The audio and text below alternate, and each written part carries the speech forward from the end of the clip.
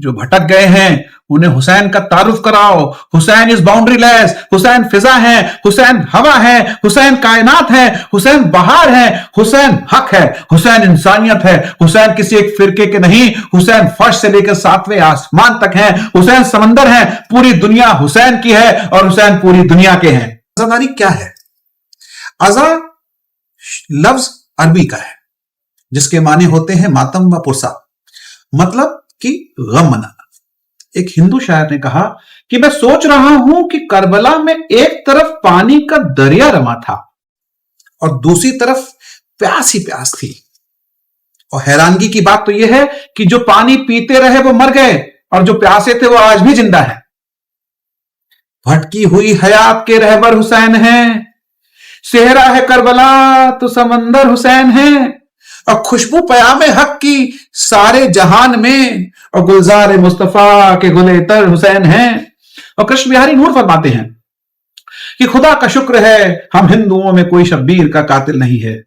मैं अपनी बात यहां से शुरू करूंगा कि इमाम हुसैन अलैहिस्सलाम हिंदुस्तान आना चाहते थे, हम भी उन्हें यहां बुलाना चाहते थे। अगर वो यहां आ जाते तो यहां की धरती धन्य हो जाती। इमाम हुसैन अलैहिस्सलाम की कुर्बानी जिससे इंसानियत को जिंदा रहने की ताकत दी, मैं समझता हूं कि अगर इमाम हुसैन अलैहिस्सलाम ने इतनी अजीम कुर्बानी नहीं दी होती तो दुनिया के हालात बहुत ज्यादा बदतर होते, जिसका अंदाज लगाना मुश्किल है। आज दुनिया में जो इंसानियत और भाईचारे की झलक दिख जाती है उसकी बहुत बड़ी वजह इमाम हुसैन अलैहिस्सलाम की कुर्बानी है, जो उन्होंने अपने खानवादे दोस्तों के साथ दी। नन्हे नन्हे बच्चे शहीद हो गए, औरतों के सर से चादरें लूट ली, घरों में आग लगा दी यजीदियों ने, लेकिन इंसानियत को नहीं मार पाए, ना ही इमाम हुसैन अलैहिस्सलाम के नाम को। मैं समझता हूं कि इमाम हुसैन की इन मुश्किलों की हमें लाज रखते हुए अमन में रहना चाहिए, रिश्तों को अहमियत देनी चाहिए जो कि इमाम ने इतनी मुश्किल में रहते हुए भी निभाए।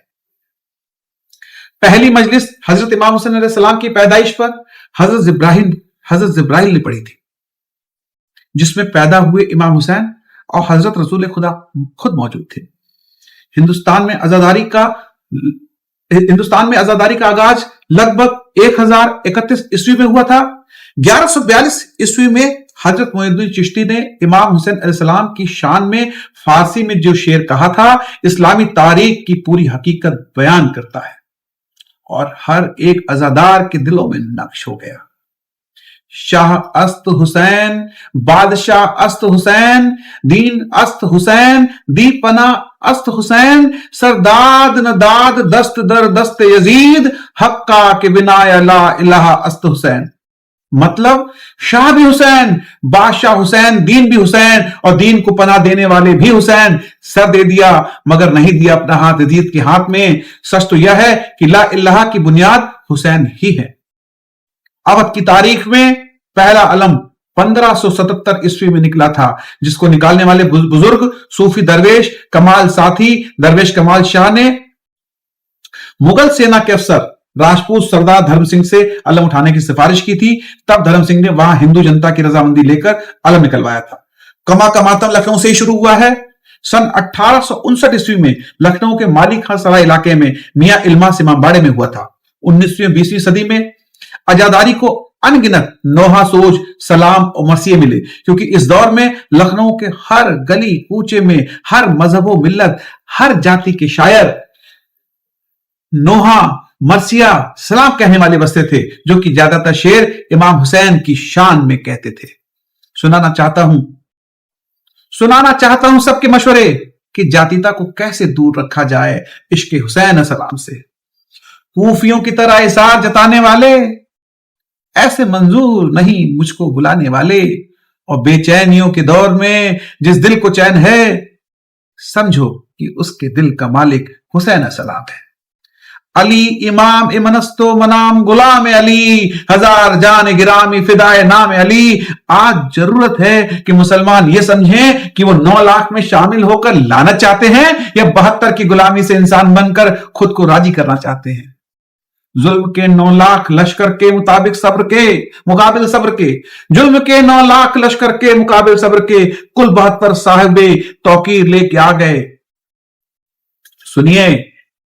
جب کبھی بھی میں حضرت امام حسین علیہ السلام کے بارے میں سنتی یا پڑھتی ہوں تو میری آنکھوں کے سامنے کربلا کا وہ تپتا ہوا میدان آ جاتا ہے جہاں رسول کا نواسا حسین ابن علی کربلا میں تنہا ہے. گنجے شہیداں 71 لاشوں سے بھرا ہوا ہے کہ اب ایک جانب حق و صداقت کا پیکر تو دوسری جانب مکر و فریب کا لشکر ہے. ایک جانب تیر سہنے والا تو دوسری جانب تیر چلانے والا ہے. ایک جانب امن قائم کرنے والا تو دوسری جانب ظلم ڈھانے والا ہے. ایک جانب حسین زندہ باد تو دوسری جانب یزید مرد آباد ہے. حسین ابن علی کربل کی سرزمین پر سجدہ شکر ادا کرتے ہیں. ظلم کی شمشیر چلتی ہے، سر حسین نوکے نیزہ پر بلند ہوتا ہے اور رہتی دنیا تک حق کی آواز اٹھانے والے ہر اس شخص کو پیغام دیتا ہے کہ جب ہر سو باطل پھیلانے لگے شر، اٹھو کہ جھکا دو کسی یزید کا سر، اٹھو کہ جھکا دو کسی یزید کا سر. لکھنؤ سے میرے استاد مولانا سید ایمان صاحب نے مجھے بتایا کہ ہندوستان اور حضرت امام حسین علیہ السلام کا بہت پرانا رشتہ ہے. حضرت امام حسین علیہ السلام نے فرمایا تھا کہ مجھے ہند یا سندھ چلے جانے دو. یہی نہیں بلکہ کہا جاتا ہے اور مشہور ہے کہ جب یزید نے امام حسین علیہ السلام کو قتل کرنا چاہا تو وہ ہندوستان کے ہندو برہمن ہی تھے جو امام حسین کی نصرت کے لیے کربلا کی طرف سفر کے لیے نکل گئے تھے. جب بھی حق اور باطل کی بات ہوگی تو ذہن میں دو نام آتے ہیں. حق یعنی امام حسین علیہ السلام جنہوں نے خون دے کر انسانیت کو بچا لیا، اور دوسرا باطل یعنی یزید جس نے انسانیت کو ختم کرنے کے لیے حسین علیہ السلام کے ساتھ ساتھ ان کے ساتھیوں کا بھی خون بہا دیا. لیکن فتح حسین علیہ السلام کی ہوئی، اور اس کی دلیل یہ ہے کہ آج بھی 1400 سال بعد پرچم حسین پوری دنیا میں بلند ہے. آج اہل تشیع میں سے بعض حضرات کہتے ہیں کہ یہ عبداللہ ابن سبا یہ تو افسانوی شخصیت ہے، اس کی حقیقت کوئی تھی ہی نہیں. حالانکہ ان کی اپنی کتاب میں رجال کشی کے اندر اس کا ذکر موجود ہے، اور یہ بھی موجود ہے کہ حضرت علی رضی اللہ تعالیٰ عنہ نے اپنے عہد خلافت میں اسے زندہ جلوایا ہے. اس کی وجہ کیا تھی؟ یہ آیا مدینے کے اندر اسلام کا لبادہ اوڑھ کر اس نے چند عقیدوں کی اشاعت شروع کی. سب سے پہلے حضرت علی تو خدا ہیں، گاڈ انکارنیٹ، اوتار کا تصور، جیسے ہندوؤں میں ہے رام چندر جی خدا کا اوتار، اور عیسائیت میں بھی پہلے گاڈ انکارنیٹ کا تصور تھا کہ حضرت مسیح خدا کا اوتار، انکارنیشن آف گاڈ. تو اس نے کہا کہ حضرت علی تو خدا کا اوتار ہے، خدا ہے. نمبر 2 اس نے کہا کہ ہر نبی کا ایک وصی ہوتا ہے جس کے حق میں وہ وصیت کرتا ہے. تو حضور صلی اللہ علیہ وسلم کے وصی حضرت علی ہے، لہذا خلیفہ تو اول روز سے حضرت علی ہے. حضرت ابو بکر، حضرت عمر، حضرت عثمان یہ تو غاصب ہے، اور حضرت عثمان کی خلافت تھی اس وقت تو خاص طور پر. پھر اس نے جو قبائلی عصبیت تھی اسے بھڑکایا. پرانی جو عصبیت چل رہی تھی قریش کے اندر، وہ 2 گھرانے ایک دوسرے کے مد مقابل تھے. دیکھیے ایک ہوتا ہے قبیلہ، ایک ہوتا ہے گھرانہ. ہمارے پنجاب میں ایک قبیلہ ہے وٹو قبیلہ، اس کے گھرانے بہت سے، مانے کے، لالے کے، سجے کے، شامت کے، یعنی کوئی لالا تھا ان میں سے بڑا، ان کے بیٹے ہو گئے لالے کے، ان کی اولاد، خاندان یہ کہلاتے ہیں. قبیلہ ایک یہ وٹو قبیلہ. تو قبیلہ تھا قریش، اس میں گھرانے بہت تھے، بنو ہاشم، بنو امیہ، بنو تیم، بنو عدی، یہ بہت سے گھرانے تھے. تو چوٹی کے 2 گھرانے جو تھے وہ بنو ہاشم اور بنو امیہ، ان کے درمیان چپکلش تھی، مقابلہ، مسابقت. اور یہ مسابقت فی الخیر بھی ہوتی تھی. اگر انہوں نے غریبوں کو کھانے کھلائے ہیں تو ہم ان سے بڑھ کر کھلائیں گے، اگر وہ حاجیوں کی خدمت کرتے تو ہم ان سے بڑھ کر کریں گے. تو ان کے اندر یہ مسابقت بالخیر بھی تھی، لیکن چپکلش تھی کہ کوئی ہم سے آگے نہ نکل جائے. وہ سمجھتا تھا وہ آگے نہ نکل جائے. اس شخص نے اس پرانی عصبیت کو تازہ کیا کہ حضور تو بنو ہاشم میں سے تھے، لہذا خلافت حق ہے بنو ہاشم کا، یہ غاصب ہے. اس سے پہلے 2 خلفاء جو تھے وہ نہ بنو ہاشم سے تھے نہ بنو امیہ سے تھے.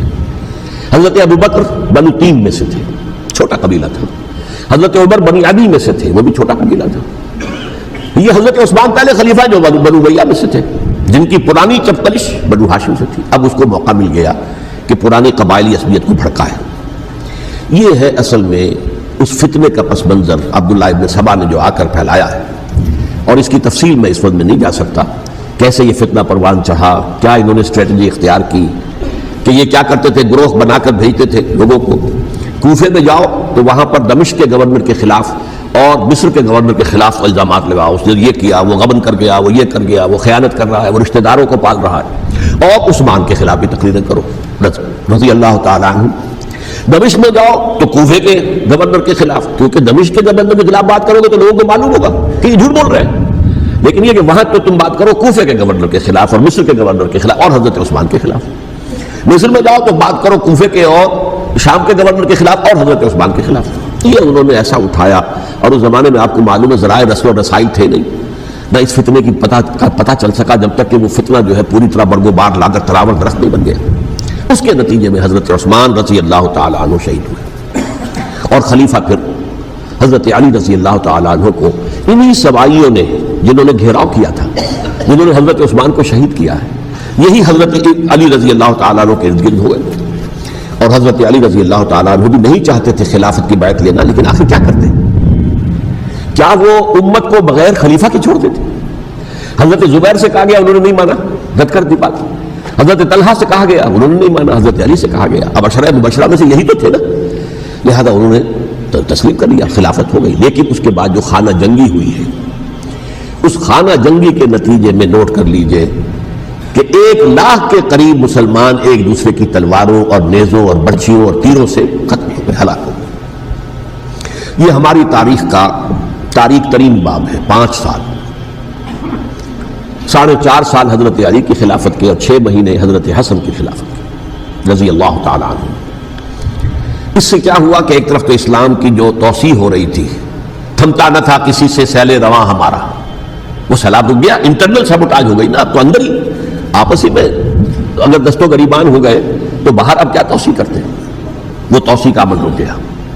اور یوں سمجھیے کہ جیسے ٹرک اگر کبھی چل رہا ہو، بھرا ہوا ہو، لوڈنگ، اور وہ چڑھائی چڑھ رہا ہو، تو اگر کہیں موشن ٹوٹ جائے، ٹرک کو رکنا پڑے، تو ڈرائیور کے جان پر بن جاتی ہے، اس لیے کہ اس کو دوبارہ سٹارٹ کرنا، اور جبکہ وہ چڑھائی پر ہے، انکلائن پر ہے، آسان کام نہیں ہوتا. خطرہ ہوتا ہے وہ پیچھے جو ہے وہ نہ جائے.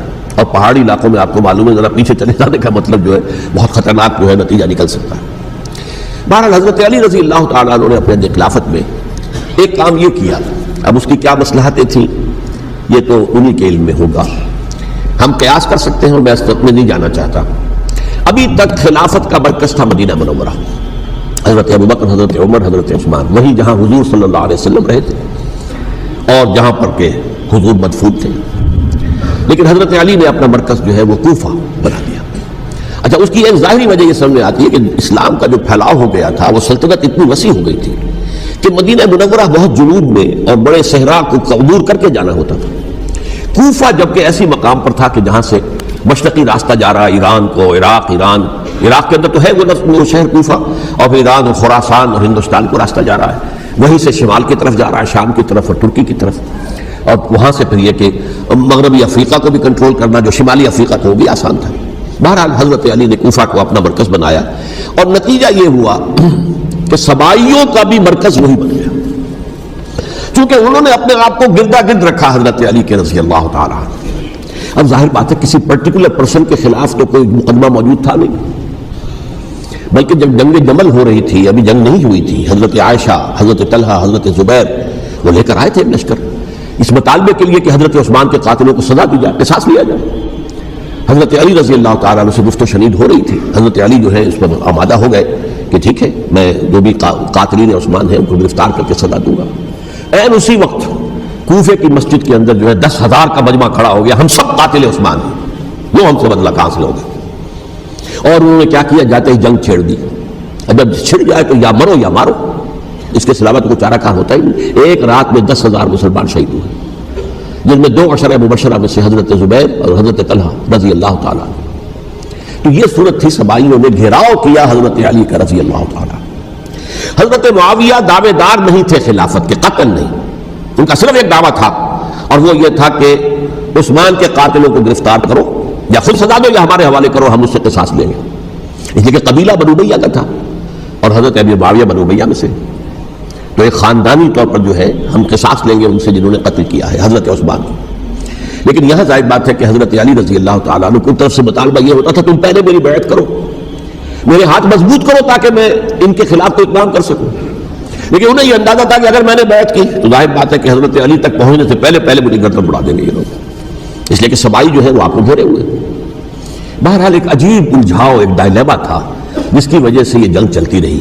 اور حضرت علی رضی اللہ تعالیٰ عنہ کو انہی کے شیعان علی ہی کے اندر سے وہ جماعت علیحدہ ہوئی تھی جس کو ہم خوارج کے نام سے جانتے ہیں، اور ایک خارجی ملجم ابن ملجم ہی نے حضرت علی کو شہید کیا رضی اللہ تعالیٰ عنہ۔ پھر حضرت حسن رضی اللہ تعالیٰ عنہ، اب دیکھیے کس قدر صحیح بات تھی جو حضرت علی رضی اللہ تعالیٰ عنہ نے فرمائی جب ان سے کہا گیا کہ کیا ہم آپ کے بیٹے حسن کے ہاتھ پر بیعت کر لیں رضی اللہ تعالیٰ عنہ۔ فرمایا نہ میں تمہیں اس کا حکم دیتا ہوں نہ میں اس سے روکتا ہوں، یہ تمہارا معاملہ ہے، امرہم شورا بینہم، تم اپنے باہمی مشورے سے جو فیصلہ کرو گے ٹھیک ہے، میں نہ حکم دیتا ہوں نہ روکتا ہوں۔ اس کا کیا مطلب ہے؟ باپ کے بعد بیٹے کی خلافت ہرگز حرام نہیں ہے، ورنہ کہتے کیسے ہو سکتا ہے میرا بیٹا؟ نہیں، یہ نہیں کہا۔ حضرت عمر سے بھی کہا گیا تھا کہ اپنے بیٹے کو نامزد کر دیں، عبداللہ ابن عمر کو، تو انہوں نے جواب میں کیا کہا؟ اسے تو طلاق دینی بھی نہیں آتی۔ انہوں نے اپنی کسی زوجہ کو طلاق دی تھی اور اس میں جو صحیح ترین طریقہ ہے وہ اختیار نہیں کیا تھا، انہیں طلاق دینے تک نہیں آتی تو میں اسے خلیفہ بنا دوں۔ یہ نہیں کہا تھا کہ باپ کے بعد بیٹا خلیفہ نہیں ہو سکتا، یہ تو نہیں تھا، کہیں حرام نہیں ہے، نہ کتاب و سنت میں، نہ کوئی حدیث ہے، نہ کہیں قرآن مجید میں۔ تو حضرت علی نے بھی فرمایا رضی اللہ تعالیٰ نہ میں روکتا ہوں نہ حکم دیتا ہوں، یہ تمہارا اپنا معاملہ ہے۔ بہرحال حضرت حسن رضی اللہ تعالیٰ عنہ نے حضرت امیر معاویہ سے صلح کر لی، خلافت ان کے سپرد کر دی۔ دیکھیے میں حضرت ابوبکر، حضرت عمر، حضرت عثمان، حضرت علی کے ساتھ حضرت حسن کے دور خلافت کو بھی خلافت راشدہ میں سے سمجھتا ہوں، اور تبھی 30 سال پورے ہوتے ہیں اس حدیث کے مطابق کہ حضور نے فرمایا خلافت 30 برس رہے گی پھر ملوکیت آ جائے گی۔ تو حضرت حسن کا بہت بڑا کارنامہ یہ ہے کہ اس خانہ جنگی کا دروازہ بند کر دیا، اور یہ پیشن گوئی تھی حضور کی صلی اللہ علیہ وسلم حضرت حسن کو، جب بچے تھے حضور کے انتقال سے پہلے، میرا یہ بیٹا مسلمانوں کے 2 گروہوں میں صلح کرائے گا، یہ حضور کی پیشن گوئی تھی، اور وہ پیشن گوئی حضرت حسن کے علم میں بھی ہوگی یقیناً۔ بہرحال انہوں نے صلح کی حضرت امیر معاویہ کے ساتھ رضی اللہ تعالیٰ عنہ، خلافت ان کے حوالے کر دی، اور کچھ شرائط تھی طے ہو گئی، اللہ خیر صلی اللہ۔ حضور کی تو یہ پیشن گوئی جو ہے صحیح ثابت ہوئی کہ میرا یہ بیٹا مسلمانوں کے 2 بڑے گروہوں کے درمیان صلح کرا دے گا، اور سبائیوں نے انہیں تانے دیے، یا عار المومنین، اے مومنوں کے لیے موجب عار، موجب شرم، تم نے بزدلی دکھائی ہے، تم نے امیر معاویہ کو خلیفہ تسلیم کر لیا، تم نے بزدلی دکھائی، معاذ اللہ ثم معاذ اللہ ثم معاذ اللہ۔ اب میں کچھ باتیں حضرت امیر معاویہ کے بارے میں کہنا چاہتا ہوں، اس لیے کہ وہاں اس میں نے حضرت معاویہ کے بارے میں یہ تو بہت شدت کے ساتھ کہا تھا، اور میں اب بھی اس پر قائم ہوں اور پوری طریقے سے قائم ہوں۔ میرا مستقل موقف یہی ہے کہ حضرت معاویہ رضی اللہ تعالیٰ عنہ کے دور خلافت کو ہم خلافت راشدہ میں شامل نہیں سمجھتے، اہل سنت میں سے کوئی بھی نہیں سمجھتا، لیکن اس کے ساتھ میں نے حضرت امیر معاویہ کے کچھ مناقب بھی بیان کیے تھے تاکہ پلڑا جو ہے ترازو کا اس کے دونوں پلڑے سامنے آ جائیں، لیکن یہ کہ وہ حصہ میرے اس بیان کا نکال دیا گیا، ختم کر دیا گیا۔ یہ میں نہیں جانتا کہ اس میں کیا مصلحت دیکھی گئی ہے، اس میں تو کسی کے لیے کوئی معاملہ ایسا نہیں تھا کسی کے جذبات کو جو ہے وہ ٹھیس پہنچانے والا، کیونکہ میں نے کہا وہ خلیفہ راشد نہیں تھے، صاف میں نے کہا، بلکہ وہ دور ملوکیت کا آغاز ان سے ہو گیا ہے۔ بلکہ جب ایک صاحب نے یہ کہا کہ کربلا کے بعد سے دور ملوکیت آ رہی تھی، تو میں نے کہا نہیں جناب، دور ملوکیت تو 20 سال پہلے پوری ہو چکی تھی، شروع ہو چکی تھی۔ حضرت امیر معاویہ کے بھی 20 سال جو ہے وہ دور ملوکیت میں شمار ہے۔ انہیں کسرى العرب بھی کہا گیا، عرب کے کسرا، جو شہنشاہ ایران کا خطاب تھا، حضرت معاویہ رضی اللہ تعالیٰ عنہ کو کسرى العرب کہا گیا، عرب کا کسرا یہ۔ لیکن دوسری طرف یہ ہے کہ وہ صحابی رسول ہے رضی اللہ تعالیٰ، حضور کے برادر نسبتی بھی ہیں، حضور کے سالے ہیں، ان کی ہمشیرہ ام حبیبہ حضور کی زوجہ محترمہ ہیں، ام المومنین ہیں ام حبیبہ رضی اللہ تعالیٰ عنہ۔ پھر کس قدر معتمد علیہ تھے حضور کے کہ کاتبان وحی میں شامل تھے، وحی کی کتابت کرنے والے چند لوگ تھے جنہیں کہ حضور کہتے تھے کہ اب یہ آیت لکھ لو، ان میں سے ایک امیر معاویہ بھی رضی اللہ تعالیٰ۔ تو بڑے توازن کی ضرورت ہے۔ دیکھیے صحابہ کرام کا جہاں تک تعلق ہے، اہل سنت کا موقف یہ ہے کہ صحابہ تو کلہم عدول، صحابہ سب کے سب نیک نیت ہے، اور ان کی روایت جو ہے قبول کی جائے گی، رد نہیں کی جائے گی، ان پر کوئی جرح و تعدیل نہیں ہوگی، اس لیے کہ ان کا تزکیہ محمد رسول اللہ صلی اللہ علیہ وسلم نے کیا تھا۔ لہذا یہ تو ہو سکتا ہے کہ کسی صحابی سے کوئی خطا ہو جائے، لیکن وہ خطا اجتہادی ہوگی، نیت کی خطا نہیں ہوگی، نیت کی غلطی نہیں ہوگی۔ اگر کسی صحابی کی نیت پر حملہ کیا جائے تو یہ اصل میں طعن ہے، حملہ ہے حضور پر کہ وہ تربیت دے نہیں سکے اپنے ساتھیوں کو، معاذ اللہ ثم معاذ اللہ ثم معاذ اللہ، وہ تزکیہ کر ہی نہیں سکے۔ 3 جگہ جو قرآن میں آیا ہے یتلو علیہم آیاتہ ویزکیہم، تو کیا تزکیہ کیا؟ اگر ان کے قریب ترین ساتھی جو تھے، اگر ان کے اندر بھی بدنیتی تھی اور دنیا کی طلب تھی اور دنیا کے اندر اقتدار حاصل کرنے کا جذبہ تھا، تو پھر کیا تزکیہ کیا؟ معاذ اللہ ثم معاذ اللہ۔ لہذا صحابہ سب کے سب عدول ہیں اور ان سے اختلاف ممکن ہے، لیکن ان کی نیت پر حملہ نہیں ہو سکتا۔ تو حضرت امیر معاویہ کی شخصیت ایک چیز ہے، آپ کا دور خلافت دوسری چیز ہے۔ شخصیت کے اعتبار سے صحابی رسول ہیں، برادر نسبتی ہے حضور کے صلی اللہ علیہ وسلم، اور پھر یہ کہ اس قدر معتمد علیہ ہے صحابہ میں سے کہ وہ کاتبان وحی، یہ عام آدمی کے کرنے کا کام نہیں تھا جو وحی کی کتابت کرے، اللہ کے کلام کی۔ البتہ یہ ہے کہ جیسا کہ میں نے عرض کیا، ان کا دور خلافت راشدہ نہیں ہے، وہ ملوکیت کا دور ہے۔ یہ میں نے عرض کیا، میں نے ایک صاحب نے جب یہ کہا کہ ملوکیت شروع ہو رہی تھی، میں نے کہا شروع نہیں ہو رہی تھی، ملوکیت تو 20 سال پہلے شروع ہو چکی تھی۔ اسی طریقے سے ایک صاحب نے کہا تھا کہ اسلام کو قائم کرنے کے لیے حضرت حسین میدان میں آئے، میں نے کہا یہ بھی غلط ہے، اسلام تو 60 سال پہلے قائم ہو چکا تھا، نبی اکرم صلی اللہ علیہ وسلم کے دستے مبارک سے اسلام قائم ہو گیا، جعل حق و زہق الباطل ان الباطل کان زہوقا، پھر 30 برس تک وہ کامل شکل کے اندر قائم رہا۔ تو اسلام جو ہے وہ در حقیقت اب قائم کرنے والی بات نہیں تھی، البتہ اس کے اندر زوال شروع ہو گیا تھا، اس زوال کے عمل کو روکنے کے لیے حضرت حسین میدان میں آئے۔ یہ ایک چیز کو صحیح تاریخی پرسپیکٹو میں رکھنا، تو جس طرح سے دین کو قائم کرنے کے لیے دیکھیے قائم تو کیا محمد رسول اللہ صلی اللہ علیہ وسلم والذین معہ رضی اللہ تعالیٰ عنہ، انہوں نے کیا تھا۔ ہاں اب جو ہے وہ اپنی اس شاندار حیثیت سے نیچے گرنے لگا تھا، وہ میں بعد میں عرض کروں گا کہ میں نے اسے کیا عرض کیا تھا کہ یہ اس زوال کو روکنے کے لیے کسی طریقے سے یہ اپنی اصل حقیقت میں قائم رہے، یہ حضرت حسین رضی اللہ تعالیٰ عنہ کی سعی تھی۔ اچھا، حضرت امیر معاویہ کے جو 20 سال ہیں وہ پورے امن، سکون، اطمینان، کوئی جھگڑا، کوئی فساد، کوئی اختلاف، کوئی باہمی خانہ، کچھ نہیں، 20 سال۔ یہ بھی تاریخ کی بڑی چشم کشا حقیقت ہے جو عام طور پر لوگوں کے علم میں نہیں ہے۔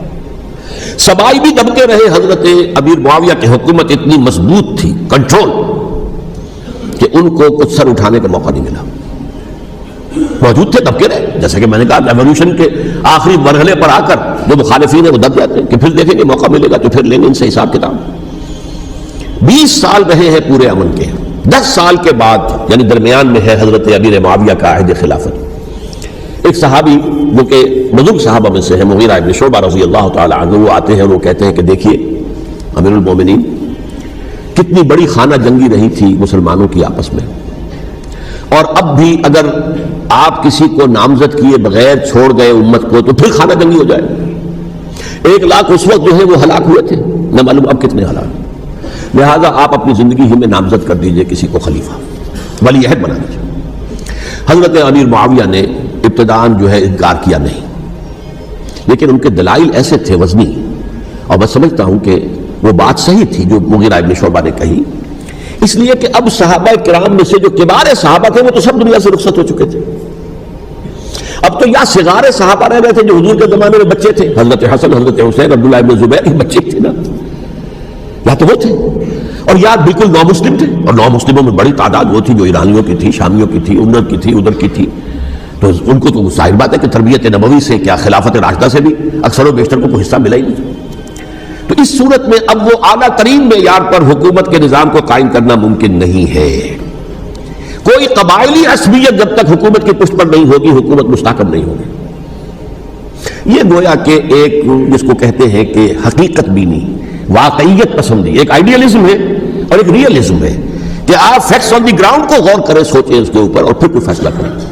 اس اعتبار سے پھر حضرت امیر معاویہ نے بات مان لی اور بیعت لے لی لوگوں سے حضرت یزید کے لیے کہ یہ خلیفہ ہوں گے میرے بعد، اس کو ولی عہدی کہتے ہیں۔ اچھا، اس وقت 5 افراد ایسے تھے کہ جنہوں نے اس سے اختلاف کیا، یہ بات بہت اہم ہے۔ میرا کتاب چاہے سانحہ کربلا، اس کے کچھ نسخے آج یہاں ہوں گے، آپ لوگ پڑھیے اسے غور سے اور پھیلائیے تاکہ حقیقت سامنے آئے۔ 5 افراد کون تھے جو ہونے چاہیے؟ ابو بکر فوت ہو گئے، ان کے بیٹے عبد الرحمن ابن ابی بکر۔ عمر فوت ہو گئے، ان کے بیٹے عبداللہ ابن عمر۔ عباس فوت ہو گئے، ان کے بیٹے عبداللہ ابن عباس۔ زبیر فوت ہو گئے، ان کے بیٹے عبداللہ ابن زبیر۔ اور حضرت حسن جو ہے ان کا انتقال ہو چکا تھا، حضرت علی کے بیٹے حضرت حسین رضی اللہ تعالیٰ عنہ مجمعین۔ حضرت حسن کے بارے میں ایک فریق کا کہنا یہ ہے کہ انہیں زہر دے کر ہلاک کیا گیا، اہل تشیع کا قول یہ ہے، جبکہ اہل سنت کہتے ہیں کہ نہیں، وہ اپنی جو بھی طبی موت تھی اس سے ان کی وفات. لیکن میں اس میں نہیں جانا چاہتا، اس لیے کہ یہ مائکرو ہسٹری جو ہے نا وہ تو ایک ایک واقعے کے لیے ادھر کی روایات کیا ادھر کی کیا ہیں، ان کے پاس کیا دلائل، یہ تو کسی ریسرچ اسکالر کا موضوع ہے، میرا موضوع نہیں ہے. لیکن بہرحال یہ 5 حضرات تھے جنہوں نے ولی عہدی کی بیعت نہیں کی. لیکن حضرت معاویہ اتنے حلیم الطبع انسان تھے، انہوں نے جبر نہیں کیا، کوئی تشدد نہیں کیا.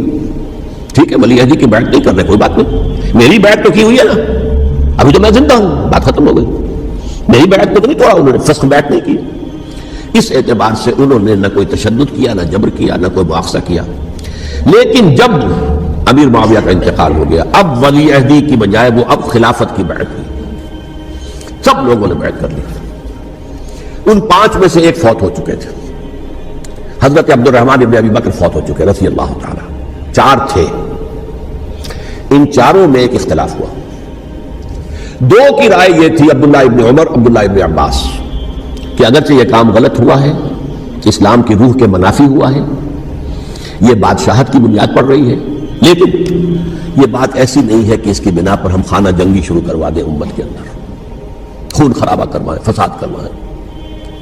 لہذا انہوں نے بیعت کر لی. اب کوئی اگر یہ کہے معاذ اللہ کہ وہ بک گئے تھے یزید کے ہاتھ میں، معاذ اللہ ثم معاذ اللہ، وہی بات آپ اختلاف کر سکتے ہیں کہ انہیں نہیں کرنی چاہیے تھی، یہ کوئی رائے رکھے، مجھے اختلاف نہیں. لیکن ان کی نیت پر حملہ کریں گے تو حملہ محمد رسول اللہ پر ہوگا صلی اللہ علیہ وسلم. عبداللہ ابن عمر کون ہے؟ کتنی حدیثیں ان سے جو ہے وہ منقول ہیں. عبداللہ ابن عباس کون ہے؟ جنہیں حضور نے جو ہے ان کے لیے دعا کی تھی، اے اللہ فقہہ فی الدین وعلمہ التاویل، اے اللہ اس نوجوان کو دین کا فہم عطا کر اور قرآن کی تعویل اور تفسیر کا علم عطا کر. حبر الامہ کہلاتے ہیں. وہ کہیں پیسوں اور ٹکوں کے عوض بک جانے والے نہیں تھے، انہوں نے امت کی مصلحت دیکھی. نیت جو ہے اس پر حملہ نہ کیجئے، البتہ اختلاف کا حق آپ کو حاصل ہے. 2 حضرات جو ہے ڈٹے رہے کہ نہیں، ہمیں کم وقت میں رجسٹ کرنا ہے. عبداللہ ابن زبیر عمر کے اعتبار سے وہ بڑے ہیں. مسلمانوں میں سب سے پہلے ولادت مدینے میں جا کر جو ہوئی ہے وہ عبداللہ ابن زبیر کی ہوئی ہے. ہجرت کر کے جب مہاجرین وہاں پہنچے، کچھ عرصے تک کسی کے ہاں کوئی اولاد نہیں ہوئی، تو لوگوں نے تانے دینے شروع کر دیے کہ معلوم ہوتا ہے کہ یہاں آ کر یہ مکے کے رہنے والے جو ہے کمزور ہو گئے ہیں، ان کی ہاں اولاد ہی نہیں ہو رہی. پھر عبداللہ ابن زبیر کی ولادت ہوئی ہے. یہ حضرت ابو بکر کے نواسے ہیں، حضور کی زوجہ محترمہ حضرت عائشہ کی بہن، حضرت دیکھیے ابھی نام نکل گیا ہے جی، حضرت اسماء رضی اللہ تعالی عنہ عنہما، یہ ان کے صاحبزادے ہیں، حضرت زبیر کے بیٹے. ان کا فیصلہ ہوا کہ ہمیں رجسٹ کرنا ہے کم وقت میں، ایٹ اینی کاسٹ. حضرت حسین ابن علی رضی اللہ تعالی عنہما کا بھی فیصلہ ہوا کہ ہمیں رجسٹ کرنا ہے کم وقت میں. البتہ ان میں بھی ایک اختلاف ہو گیا، یعنی یہ 2 تو جڑے رہے، ان 2 میں اختلاف ہو گیا. عبداللہ ابن زبیر کا کہنا یہ تھا کہ ہمیں حجاز میں رہنا چاہیے، یہ سرزمین ہے جس میں نبوت کی برکات سب سے زیادہ ہیں، یہاں ہم مضبوط قلعے کے اندر ہیں، ہمیں یہاں سے جو ہے رجسٹ کرنا چاہیے اور ختم کرنا چاہیے اس نظام کے اندر جو خرابی آ گئی ہے اس کو. حضرت حسین رضی اللہ تعالیٰ عنہ کے پاس خطوط کا تانتا بنا ہوا تھا، کوفے سے لوگ خط لکھ رہے تھے، آئیے آئیے آئیے، ہم آپ کے ہاتھ پر بیعت کریں گے، ہم آپ کے ہاتھ پر بیعت کریں گے، ہم آپ کے ہاتھ پر بیعت کریں گے. یہی وہ کوفہ جو حضرت علی کا دارالخلافہ رہا تھا اور جو پھر صبائیت کا گڑھ بن گیا تھا. چنانچہ حضرت حسین نے حضرت مسلم بن عقیل کو بھیجا وہاں پر کہ میرے نمائندے کی حیثیت سے جا کر وہاں پر بیعت لو. 10-12 ہزار افراد نے بیعت کر لی. لیکن اس کے بعد یزید کی طرف سے گورنر بنا کے بھیجا گیا ابن زیاد کو. ابن زیاد نے آ کر جو تشدد کیا اور سختی کی تو سب کے سب بیعت توڑ کر اور سب منحرف ہو گئے. مخلصین تو وہ تھے نہیں. الکوفی لایوفی، کوفی جو ہے وہ تو کوئی وعدہ وفا کرنے والا ہوتا ہی نہیں، بیعت توڑ دی. فمن نقص فانما ينقص على نفسه، بیعت کے بعد بیعت توڑ دینا بہت بڑا گناہ ہے، توڑ دی. ادھر اطلاع مل گئی حضرت حسین کو، چل چکے تھے، وہ راستے میں تھے کہ وہاں تو مسلم بن عقیل شہید ہو گئے اور سب لوگوں نے بیعت توڑ دی. اب واپس جانا چاہتے تھے لیکن مسلم بن عقیل کے بیٹے جو ہیں اڑ گئے. یہ عرب کی اپنی ایک جو ہے پرانی ان کی حمیت اور ان کا قبائلی نظام کہ اب ہم اپنے والد کے خون کا قصاص لیے بغیر نہیں جائیں گے. حضرت حسین رضی اللہ تعالیٰ عنہ کی مروت اور شرافت کی، یہ میرا ساتھ دینے کے لیے آئے تھے، اب میں ان کا ساتھ نہ دوں تو یہ تو شرافت اور مروت کے خلاف ہے. کہا اچھا چلو چلتے.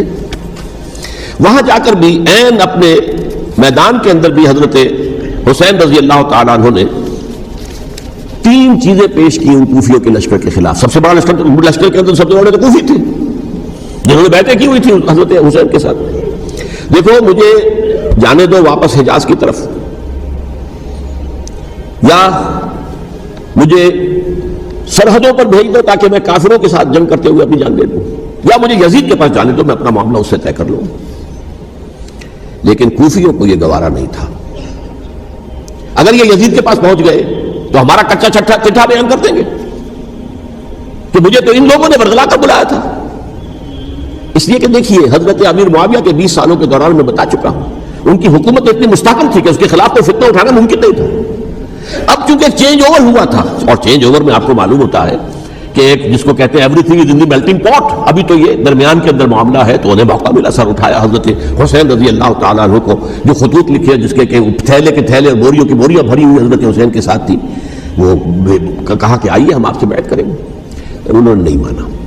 اور اصل میں حضرت حسین کے قاتل وہ کوفی ہیں، وہ بزدل، وہ منافق، جنہوں نے بیعت کر کے بیعت توڑی، اور اب وہ آ گئے کہ اگر یہ حسین رضی اللہ تعالیٰ عنہ بچ کر کہیں یزید کے پاس پہنچ گئے تو پھر ہمارا کچا چٹھا جو ہے وہ سامنے آ جائے گا اور ہماری پھر شامت آ جائے گی، لہذا انہوں نے قتل کیا حضرت حسین کو رضی اللہ تعالیٰ عنہ۔ ایک بات جو علامہ ڈاکٹر قلب صادق نے فرمائی، اور میرے علم میں یہ بات پہلے نہیں تھی، وہ یہ کہ حضرت حسین کے قتل کا فتویٰ ایک بہت بڑے مفتی نے دیا تھا۔ یہ بات بھی ذرا سمجھ لیجیے، حضرت حسین رضی اللہ تعالیٰ عنہ کے قتل کا فتویٰ ایک بہت بڑے مفتی نے دیا تھا۔ کیوں دیا تھا؟ اس لیے کہ حضور کی احادیث موجود ہیں کہ جب ایک شخص کی ایک خلیفہ کی بیعت ہو جائے تو دوسرا اگر کھڑا ہو تو اسے قتل کر دو، کھلی حدیث۔ اسی لیے ایک بہت بڑے مفسر بھی ہیں، فقیہ بھی ہیں، قاضی ابن العربی رحمۃ اللہ علیہ، ایک ابن عربی ہیں الف لام کے بغیر، ابن عربی، وہ بہت بڑے صوفی ہیں، فلسفی ہیں، اندلس کے ہیں۔ یہ قاضی ابن العربی ہیں جنہوں نے قرآن کی ایک تفسیر لکھی ہے اس اعتبار سے کہ صرف ان آیات کی تفسیر جن سے کہ فقہی احکام جو ہے ان کا استنباط ہوتا ہے۔ یہ دو تفسیریں اس طور سے لکھی گئی ہیں قرآن مجید کی، احکام القرآن ان کا نام ہے دونوں کا، جن میں سے ایک جو ہے قاضی ابن العربی کی ہے، ان کا ایک جملہ نقل ہوتا ہے، قتل الحسین بسیف جدہ، حسین قتل ہو گئے اپنے ہی نانا کی تلوار سے۔ وہ تلوار کیا تھی؟ جب کسی کی بیعت ہو چکی ہو پھر کوئی کھڑا ہو مدعی خلافت، قتل کر دو۔ میرے نزدیک حضرت حسین مدعی خلافت نہیں تھے، یہ بات اس وقت سامنے لوگوں کے نہیں آئی، بلکہ حکومت نے یہ باور کرا دیا کہ یہ تو باغی ہے، یہ مدعی ہے خلافت کے، انہوں نے تو دعویٰ نہیں کیا خلافت کا، وہ تو صرف اس عمل کو روکنے کے لیے میدان میں آئے تھے۔ اور اس بات کو اچھی طرح سمجھ لیجئے کہ اس وقت تک یہ جو تصور آج ہمارے پاس ہے کہ ریاست علیحدہ ہے، حکومت علیحدہ ہے، state of Pakistan, we are loyal to the state of Pakistan, ہم ریاست پاکستان کے وفادار ہیں، گورنمنٹ آف پاکستان کے وفادار نہیں ہیں، we are not loyal to the government. Government تو کبھی بے نظیر کی تھی، ہم اس کے خلاف تحریک چلا رہے تھے، یا کبھی کسی اور کی تھی اس کے خلاف تحریک چل رہی ہے، یا کبھی ضیاء الحق کی تھی اس کے خلاف تحریک چل رہی ہے۔ گورنمنٹ کو بدلنا تو عوام کا حق ہے، آج، اس وقت نہیں تھا، اس وقت ریاست اور حکومت کا کوئی فرق نہیں تھا، لہذا جو حکومت سے اختلاف کرے گویا کہ باغی ہے۔ یہ ہے اصل میں وہ پیچیدہ مسئلہ کہ کیوں کسی مفتی نے فتویٰ دے دیا، اس لیے کہ اس وقت تک ریاست اور حکومت کا فرق واضح نہیں تھا دنیا پر۔ یہ تو ابھی کوئی 100-150 سال کی بات ہے کہ آج ہمارا جو پولیٹیکل سائنس کا ایولیوشن ہوا ہے وہ اس اسٹیج تک پہنچ گیا ہے کہ اسٹیٹ علیحدہ ہے، حکومت علیحدہ ہے۔ حکومت تو اسٹیٹ کے 3 آرگنز میں سے ایک آرگن ہے، ایڈمنسٹریشن حکومت کی ہے، جوڈیشری ہے اور لیجسلیچر ہے، 3 آرگنز ہیں بڑے بڑے، ان میں سے ایک ہے۔ تو حکومت کو بدلنا تو عوام کا حق ہے، چاہے وہ ووٹ کے ذریعے بدلے، چاہے ایجیٹیشن، اگر پورا من ایجیٹیشن ہے اس سے حکومت کو بدلنے کا حق حاصل ہے دستوری طور پر ہر اعتبار سے۔ اس وقت یہ نہیں تھا، لہذا صورتحال یہ بن گئی کہ حکومت وقت نے باور کرا دیا مسلمانوں کو، ورنہ سوچئے نواسۂ رسول کو قتل کرنا کوئی آسان کام تھا؟ آخر سب کلمہ گو تھے کہ نہیں تھے؟ کلمہ گو تو تھے نا، اور حضور سے عقیدت اور محبت میں کبھی، لیکن یہ کہ فتویٰ اگر ایک بہت بڑے مفتی کا، جو کہ حضرت علامہ ڈاکٹر قلب صادق صاحب نے فرمایا، مجھے اس مفتی کا نام بھی معلوم نہیں، کہ ایک مفتی ہی کا فتویٰ تھا وہ، جس کے بنا پر اب ان لوگوں نے حضرت حسین کو قتل کیا، اور یہی وجہ ہے کہ انہوں نے پھر خیموں کو بھی آگ لگا دی۔ بھائی حالانکہ دیکھیے اگر دشمنی کا انتقام ہوتا تو حضرت علی بن حسین جو بیمار تھے، جو بعد میں زین العابدین رحمۃ اللہ علیہ کے نام سے پھر یہ اہل تشیع کے چوتھے امام معصوم ہیں، حضرت علی، حضرت حسن، حضرت حسین، اور پھر حضرت علی بن حسین زین العابدین رحمۃ اللہ علیہ، کیا ان کو بھی قتل کرتے تھے؟ حضرت حسین کی نسل ختم ہو جاتی، لیکن نہیں کیا۔ آگ کیوں لگائی؟ آگ اس لیے لگائی کہ وہ جو ڈاکومنٹری پروف ہے ہماری غداری کا یزید کے خلاف حضرت حسین کو جو ہم نے دعوت دی، وہ جو ڈاکومنٹری پروف خطوط کی شکل میں موجود ہے وہ ختم ہو جائے، ڈسٹرائے ہو جائے۔ اس کے لیے انہوں نے خیموں میں آگ لگائی۔ بہرحال یہ ہے تاریخی پس منظر، یہ اسی سبائی فتنے کا تسلسل ہے جس نے سب سے پہلے حضرت عثمان کی جان لی رضی اللہ تعالیٰ عنہ۔ 5 سال تک مسلمانوں میں خانہ جنگی رکھی ہے، حضرت علی کو پھر شہید کیا، اور اس کے بعد جو ہے 20 سال حضرت امیر معاویہ کے تو سر نہیں اٹھا سکے، لیکن پھر جب ایک چینج اوور ہو رہا تھا تو اس وقت انہوں نے موقع غنیمت سمجھا کہ اب کھڑے ہو جاؤ اور اب دوبارہ ایک فتنہ جو ہے اس کو امت کے اندر پیدا کر دو۔ اچھا، اس معاملے میں ایک بات جو میں نے وہاں کہی کہ ہمارے ہاں شاعرانہ جو مبالغہ آمیزی ہے، یہ میری گفتگو کا حصہ انہوں نے حذف کر دیا ہے۔ اور میں نے ایک سنی شاعر، بہت بڑے عالم، جن کے حوالے سے آج بھی میری تقریر ہوگی خالق الدین ہال میں، مولانا محمد علی جوہر کے ایک شعر کے حوالے سے کہا کہ قتل حسین اصل میں مرگ یزید ہے، اسلام زندہ ہوتا ہے ہر کربلا کے بعد۔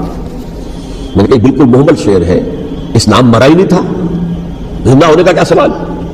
اور اگر کسی درجے میں مزمحل یا زخمی ہوا تھا تو وہ تو رہا، کربلا کے بعد بھی رہا، یزید کی حکومت بھی رہی، بنو امیہ کی حکومت بھی چلی، کوئی تبدیلی تو نہیں آئی۔ یہ کیا کہہ رہے ہیں؟ اسلام زندہ ہوتا ہے کربلا کے بعد؟ میں نے کہا اسلام مرا نہیں تھا۔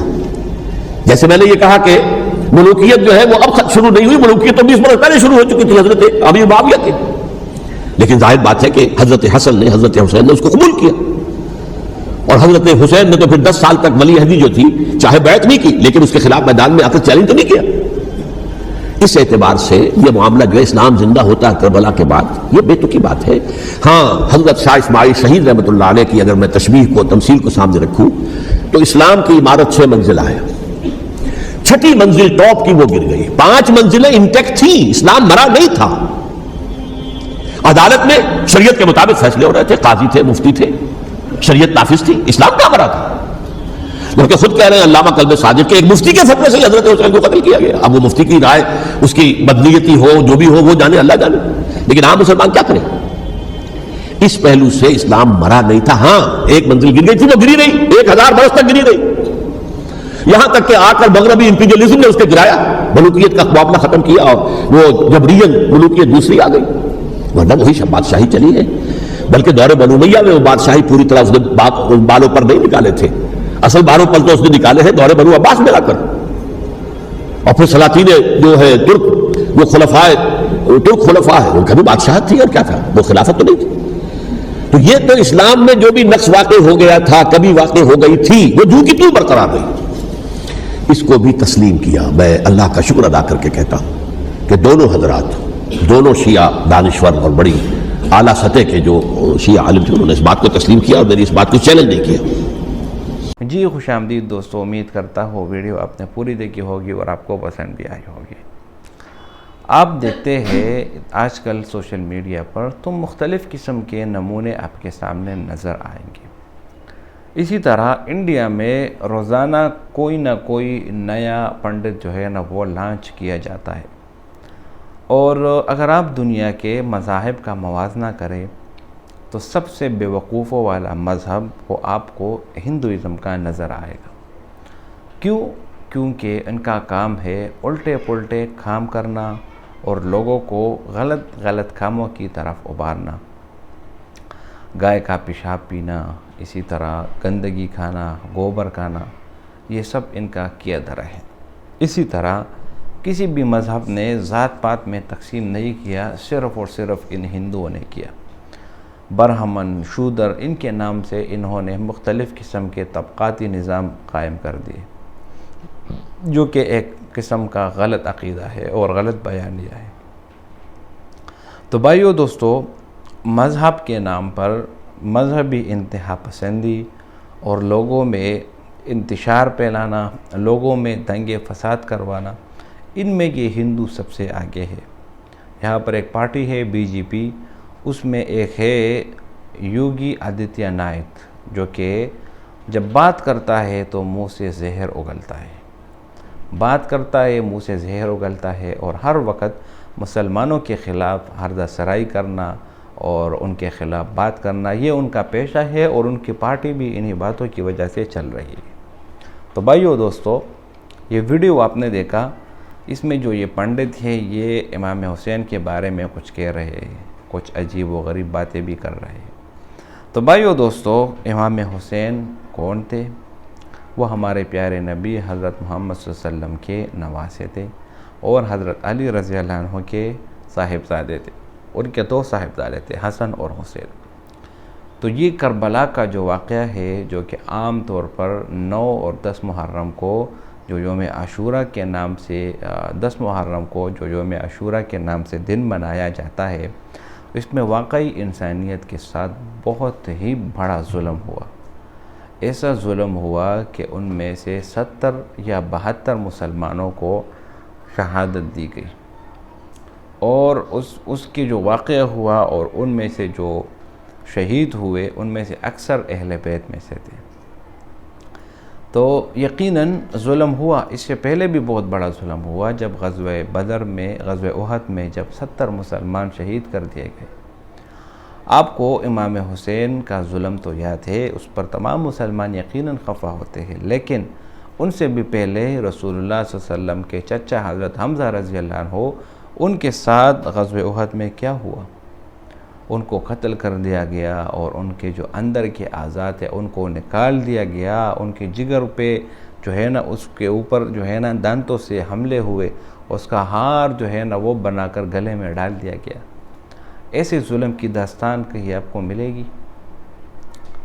تو میرے کہنے کا مطلب یہ ہے کہ اپنے آپ کو مار دینا یا لوگوں کے سامنے رونا دھونا، یہ سب جو ہے نا ایک نئی قسم کی چیزیں لوگوں نے ایجاد کیے ہیں، خدا را اس سے پرہیز کرے۔ تو بھائیو دوستو، امید کرتا ہوں جو ویڈیو آپ نے دیکھی آپ کو پسند بھی آئی ہوگی۔ اگر آپ کو پسند آئے اس چینل کو سبسکرائب کریں، اور بہت شکریہ۔